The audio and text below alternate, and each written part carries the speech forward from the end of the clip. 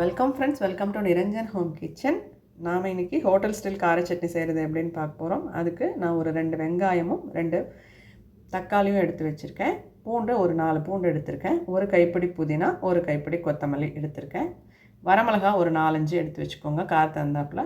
கடலைப்பருப்பு ஒரு 2 டீஸ்பூன் அளவுக்கு எடுத்துக்கோங்க. இப்போ ஒரு கடாயில் நல்லெண்ணெய் ஒரு 2 டீஸ்பூன் அளவுக்கு விட்டுட்டு முதல்ல கடலைப்பருப்பை வறுத்து எடுத்துக்கலாம்.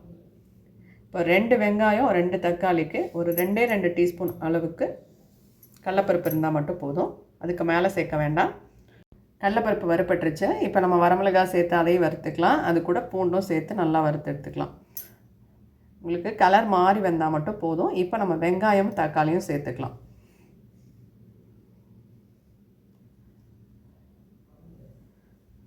இது கூட கொஞ்சமாக உப்பு சேர்த்துக்கலாம், சீக்கிரம் வதக்கிறதுக்காக. சட்னிக்கு அளவான நீங்கள் உப்பு சேர்த்துக்கோங்க, பத்தலைன்னா கொஞ்சம் சேர்த்துக்க போகிறோம்.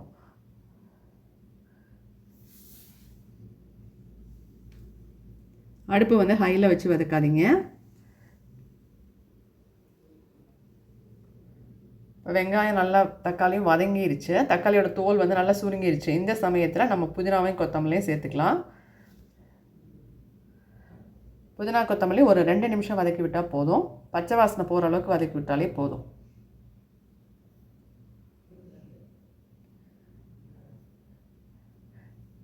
நல்லா வதங்கிடுச்சு. நம்ம ஆற வச்சு அரைச்சி எடுத்துக்கலாம்.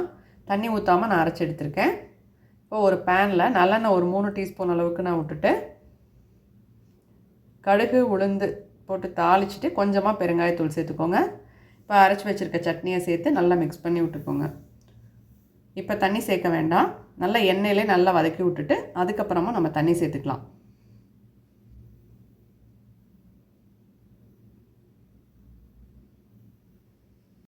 தண்ணி வந்து உங்களுக்கு தேவையான அளவுக்கு ஊற்றிக்கோங்க. கொஞ்சம் தண்ணியாக சட்னி வேணும்னா அதுக்கு தகுந்தாப்பில் கொஞ்சம் தண்ணி ஊற்றிக்கோங்க. கெட்டியாக வேணும்னா அதுக்கு தகுந்தாப்பில் அளவாக தண்ணி ஊற்றிக்கோங்க.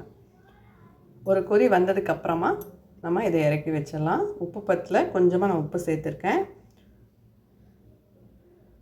ஒரு கொதி வந்ததுக்கப்புறம் இறக்கி வச்சிட்டோன்னா கெட்டு போகாமல் இருக்கும். இது இட்லிக்கு சாப்பிடும்போது ரொம்ப நல்லாயிருக்கும்.